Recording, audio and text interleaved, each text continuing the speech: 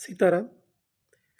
आज मैं आप सभी साधकों के सामने कुछ ज़रूरी बातें लेकर आया हूँ। ये जो बातें हैं, ये साधना से रिलेटेड महत्वपूर्ण जानकारी,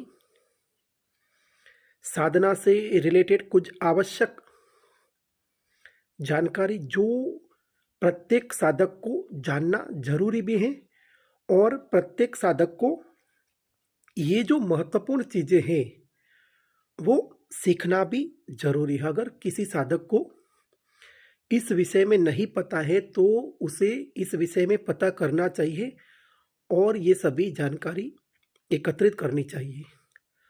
साथ ही साथ बहुत सारे ऐसे व्यक्ति हैं जो बोलते हैं कि मुझे साधना करनी है, मुझे साधना सीखनी है, मुझे तंत्र साधना सीखनी है या मुझे अच्छा तांत्रिक बनना है।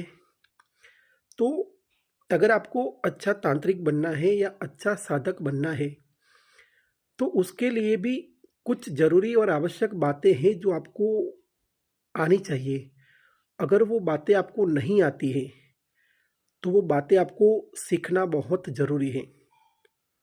इसका कारण बताता हूँ कि कोई भी क्षेत्र में अगर आपको महारत हासिल करनी है, कोई भी क्षेत्र में अगर आपको अव्वल नंबर प्राप्त करना है तो उसके लिए उस क्षेत्र से रिलेटेड सारी जानकारी आपके पास होनी चाहिए।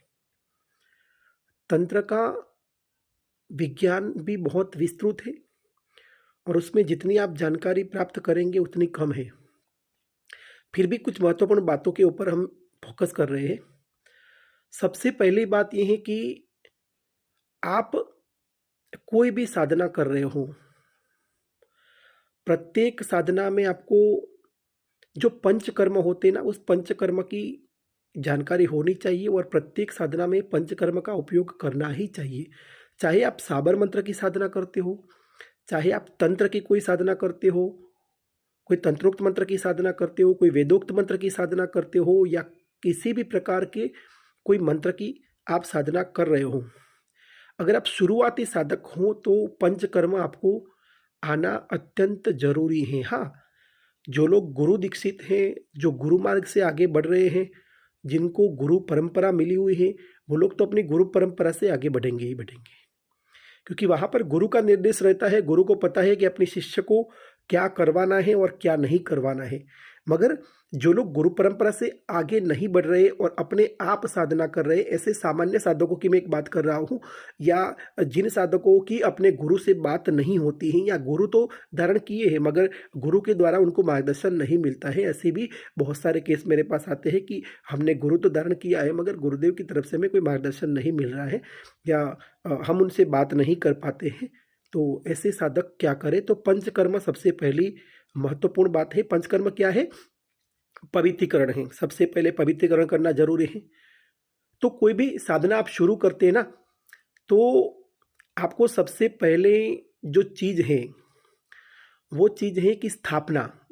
आप जिस देवता की साधना करना चाहते हो, चाहे आप भैरव जी की साधना करना चाहते हो, चाहे आप माँ काली की साधना करना चाहते हो, चाहे आप माता महालक्ष्मी की साधना करते हो, माँ भगवती दुर्गा की साधना करते हो, भगवान भोलेनाथ की साधना करते हो, हनुमान जी की साधना करते हो, गणेश जी की साधना करते हो, चाहे कोई भी शक्ति की साधना आप करते हो, तो आपको ये पता होना चाहिए कि जो शक्ति की मैं साधना कर रहा हूँ, जो इष्ट देवता की मैं साधना कर रहा हूँ, उसकी स्थापना कैसे करनी है।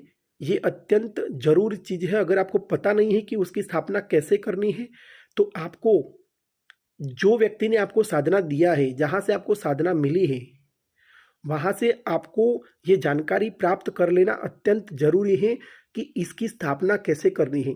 चौकी लगानी है या फिर कोई मंडल बनाना है या जमीन पर कोई आकृति बनानी है उसके ऊपर स्थापना करनी है, या फिर घर के मंदिर के अंदर जो फोटो है उसी के ऊपर साधना करनी है, या किस प्रकार साधना करनी है, अत्यंत महत्वपूर्ण बात है। उसी प्रकार से कुछ महत्वपूर्ण और बातें हैं कि स्थापना करनी है तो किस दिशा में स्थापना करनी है, उत्तर में करनी है, पूर्व में करनी है, दक्षिण में करनी है, पश्चिम में करनी है।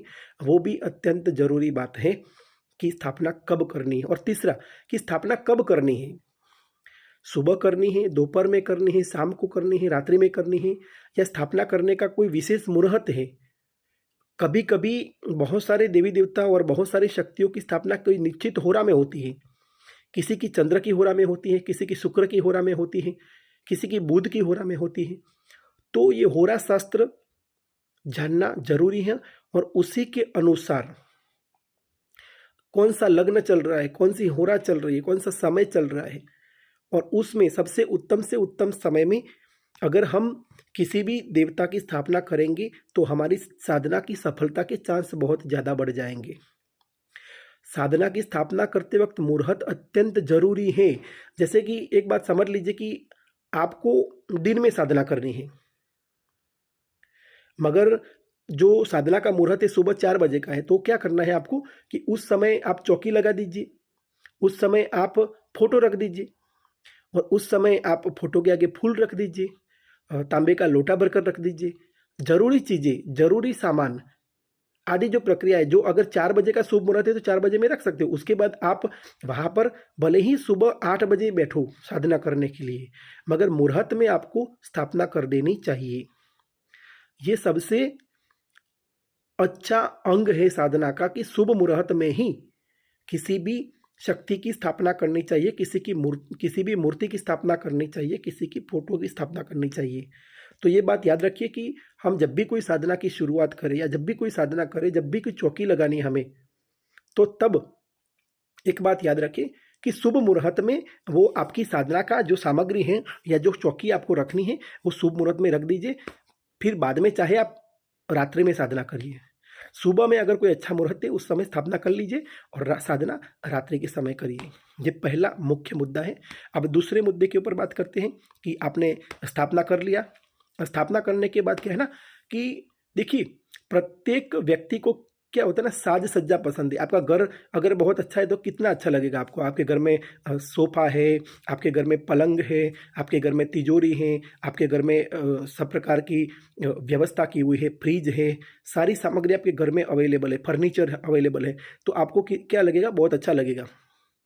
उसी प्रकार के जब आप कोई देवी देवता की स्थापना करते हो ना, तो जितनी साज सज्जा ज़्यादा करोगे उतना उनको अच्छा लगेगा। अगर आप फूलों का मंडप बनाते हो, मतलब कि जो चौकी लगाई हो, चौकी के चारों तरफ लंबे लंबे लकड़ियाँ लगाकर उसके ऊपर सुंदर फूलों की सजावट करोगे और फिर आप स्थापना करोगे तो बहुत अच्छा हो जाएगा, क्योंकि देवता को वो पसंद है। कोई भी देवी है, कोई भी देवता है, उनको आपकी साज सज्जा, आपकी सजावट पसंद है। जब आप इस प्रकार से स्थापना करोगे तो वो उन्हें अत्यंत प्रसन्न करेगा। जब मगमगाते फूलों की सुगंध आएगी तो वो प्रसन्न होंगे, प्रसन्न होकर अपना आशीर्वाद आपको देंगे। उसी प्रकार से चौकी पर जो कपड़ा है वो अच्छा कपड़ा लीजिए।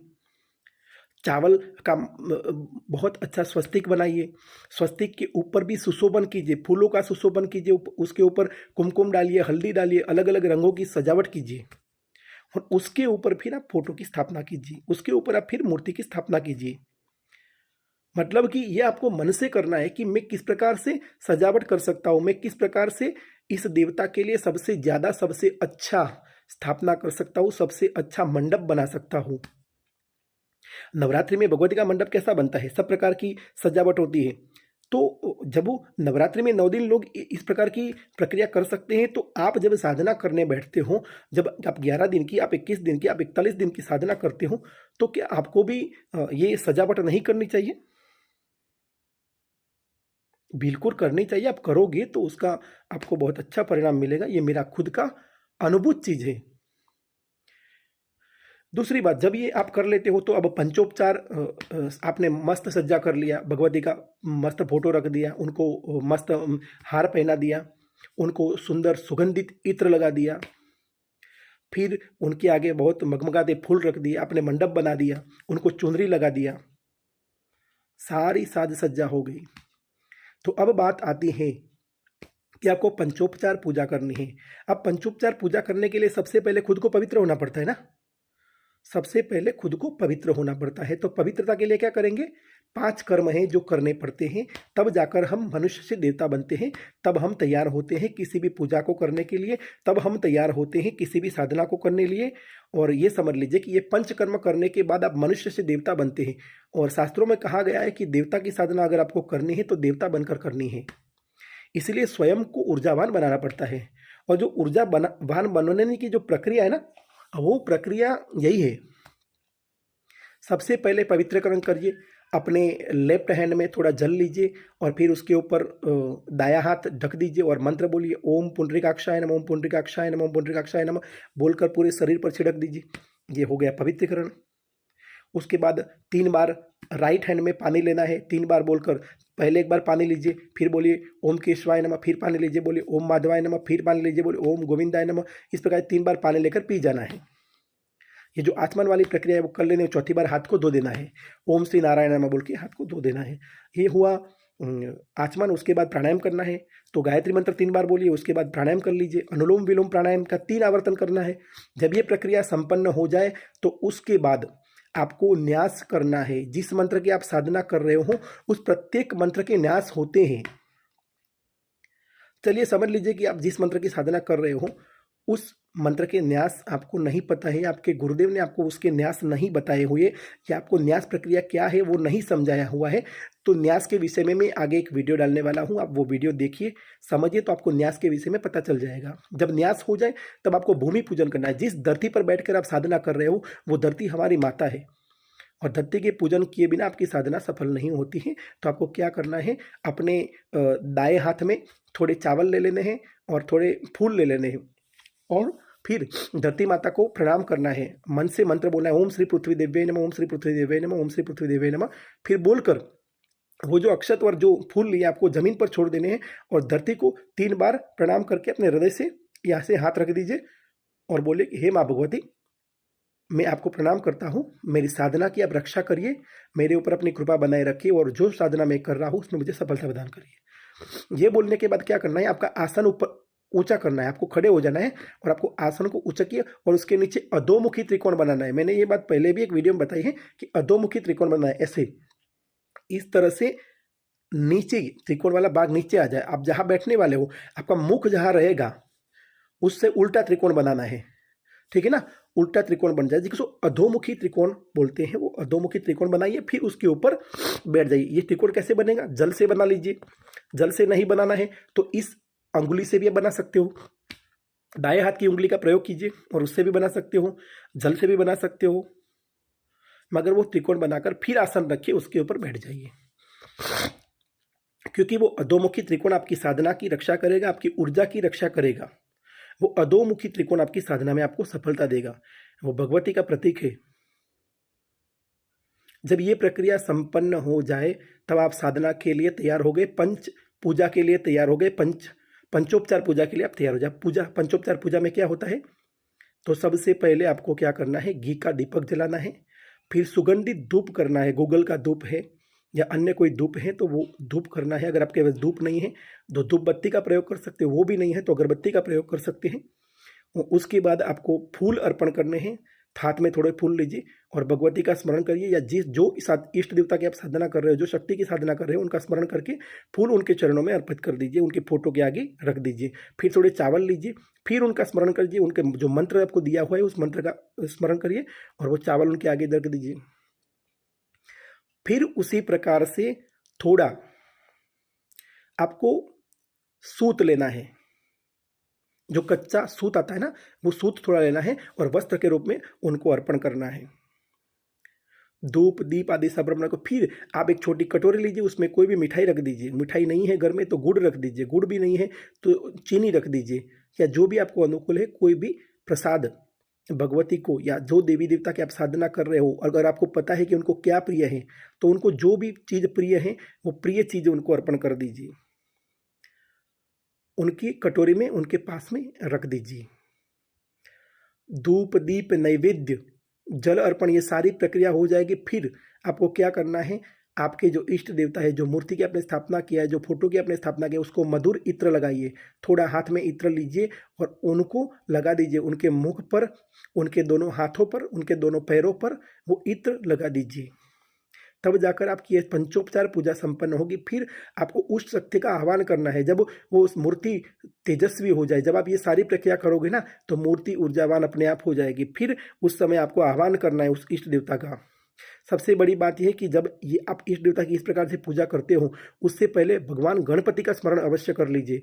ओम श्री गणेशाय नमः, ओम श्री गणेशाय नमः, ओम श्री गणेशाय नमः 11 बार बोलकर आप भगवान श्री गणेश को प्रार्थना करें कि हे भगवान श्री गणेश, मैं ये साधना करने जा रहा हूँ, मेरी साधना में जो भी विघ्न है, जो भी बाधाएं हैं, वो आप दूर करिए और आपकी कृपा मेरे ऊपर बनाए रखिए, मेरे परिवार पर बनाए रखिए। जिस उद्देश्य से मैं ये साधना करने जा रहा हूँ, मेरा वो उद्देश्य सफल हो, ऐसी कृपा करिए। इस प्रकार से भगवान श्री गणेश जी को आपको प्रार्थना करनी है। भगवान श्री गणेश जी का पूजन नहीं करोगे कोई दिक्कत नहीं है, मगर इतनी प्रार्थना तो कर सकते हैं ना कोई भी व्यक्ति। चलो पूजन नहीं पता है, आप नहीं कर सकते हो, मगर प्रार्थना तो कर सकते हैं ना।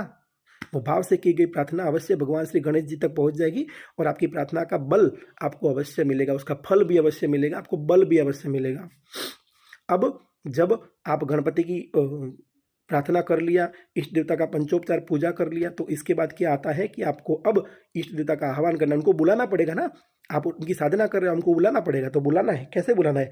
तो उसके मंत्र है, आह्वान मंत्र होते हैं। प्रत्येक देवता का आह्वान मंत्र होता है जो गुरु के माध्यम से मिलता है, या जो साधना आपको जहाँ से प्राप्त हुई है वहाँ पर उसका आह्वान मंत्र होता है। अगर आपके पास आह्वान मंत्र नहीं है तो प्रत्येक देवता का ध्यान मंत्र होता है।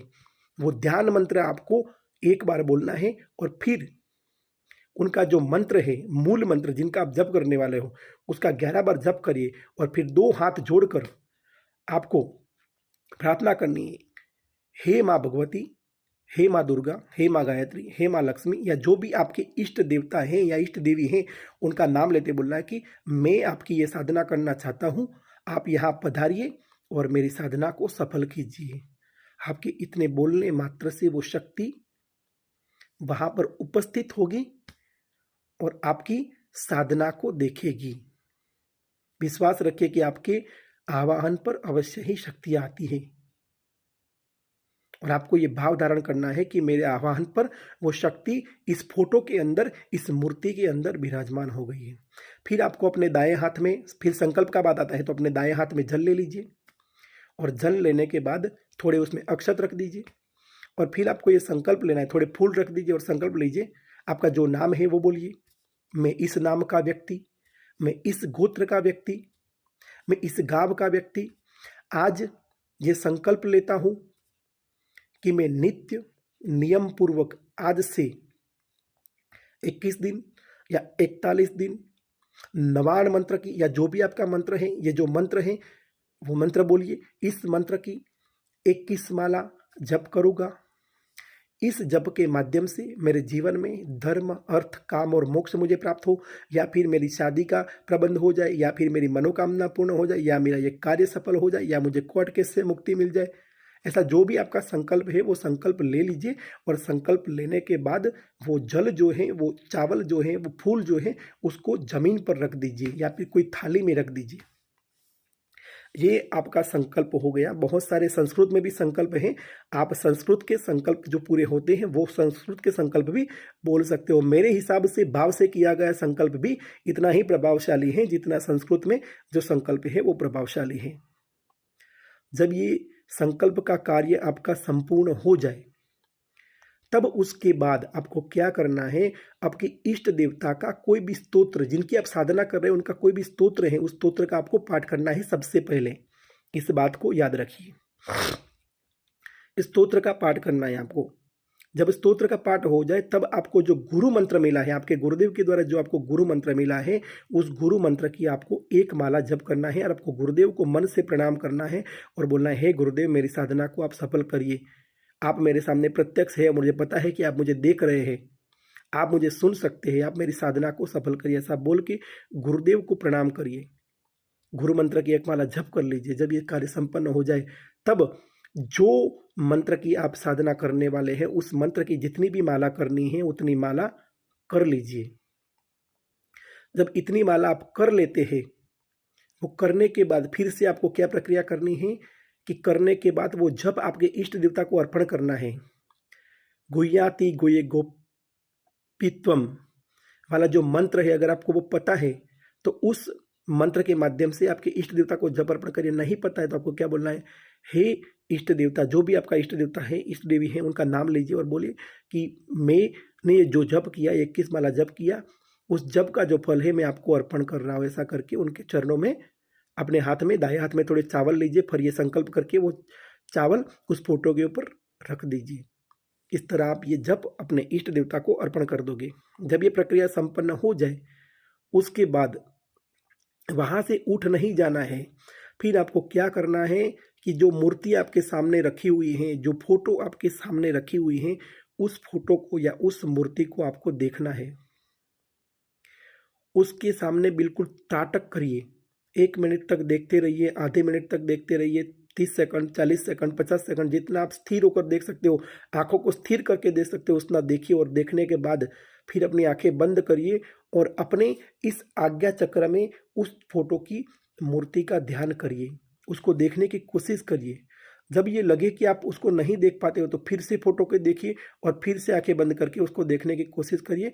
ये प्रक्रिया 15 मिनट तक करनी है, कम से कम 15 मिनट। जब साधना संपन्न हो जाए, साधना में भले ही कितना समय लगे, उसके बाद 15 मिनट ये प्रक्रिया करनी ही करनी है।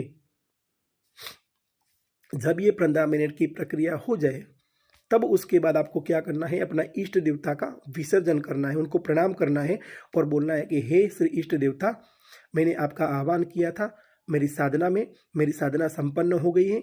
अब आप अपने योग्य स्थान पर पधारिए और कल मेरे बुलाने पर, मेरे आह्वान करने पर आप अवश्य उपस्थित होइए। ऐसा बोलने पर आपके इष्ट देवता अपने यथास्थान पर विराजमान हो जाएंगे और आपकी 1 दिन की साधना संपन्न हो जाएगी। फिर दूसरे दिन क्या करना है, जो पुराने फूल है वो हटा देने हैं, जो पुराना भोग रखा हुआ है वो आपको खा जाना है, जो मालाएं रखी हुई है उसको कहीं पर रख दीजिए या विसर्जित कर दीजिए, जो चावल आदि वहाँ पर रखे हुए उसको विसर्जित कर दीजिए और जगह को स्वच्छ कर दीजिए। जो स्वस्तिक बनाया है उसको नहीं दूर करना है, मगर जो इधर उधर सामान पड़ा है वो स्वच्छ कर दीजिए। मतलब कि पुरानी सामग्री विसर्जित कर दीजिए या उसको एक थैले में पैक करके अंतिम दिन भी विसर्जित कर सकते हो, मगर उसको वहाँ से हटा लीजिए। फिर दूसरे दिन नया फूल उनके चरणों में रख दीजिए, फिर से इत्र लगा दीजिए, फिर से उनको चावल अर्पण कर दीजिए, फिर से उनको जो सूत है वो अर्पण कर दीजिए। दूसरे दिन भी वही प्रक्रिया करिए, फिर से उनके सामने भोग रख दीजिए और फिर जो बताया उस प्रकार से फिर से ये समग्र प्रक्रिया आपको करनी है। संकल्प केवल पहले दिन लेना है, बाकी की समग्र प्रक्रिया इसी क्रम में चलती रहेगी। और ये किसी भी मंत्र के लिए आप कर सकते हो, चाहे आपके पास ओम नमः शिवाय वाला मंत्र है, चाहे आपके पास हनुमान जी का मंत्र है, चाहे आपके पास किसी भी देवी देवता का मंत्र है, उस मंत्र का अगर आप अनुष्ठान करना चाहते हो तो इस प्रकार से संकल्पित अनुष्ठान कर सकते हो। और विश्वास रखिए, अगर इस प्रकार से आप कोई भी अनुष्ठान करोगे 21 दिन के लिए, 41 दिन के लिए, अवश्य आपका अनुष्ठान सफल होगा। उस इष्ट देवता की कृपा आपके ऊपर उतरेगी और आपको अवश्य साधना में सफलता मिलेगी। एक बात को याद रखिए कि गुरु के माध्यम से ही ज्ञान प्राप्त होता है। अगर आपके श्री गुरुदेव हैं, उनकी आज्ञा से इस प्रकार से साधना करिए। अगर आपके गुरुदेव नहीं हैं तो आप मुझसे संपर्क करके मेरी आज्ञा लेकर ये साधना कर सकते हैं। कोई भी साधना मतलब कि हो, कोई मंत्र की हो, अगर आपके गुरुदेव नहीं हैं तो आप मुझसे संपर्क करिए और आप मुझे बोलिए कि मैं ये मंत्र की साधना करना चाहता हूँ, आप मुझे आज्ञा दीजिए। मैं भगवती से आज्ञा लेकर आपको आज्ञा प्रदान करूँगा, फिर वो साधना संपन्न कर सकते हैं। एकदम सरल प्रक्रिया बताई है आपको, ये प्रक्रिया अवश्य आपको करनी चाहिए और इसी प्रकार से साधना में आगे बढ़ना चाहिए। सामान्य साधकों के लिए है, जो लोग शुरुआती साधक हैं उनके लिए बहुत ही बढ़िया तरीका है।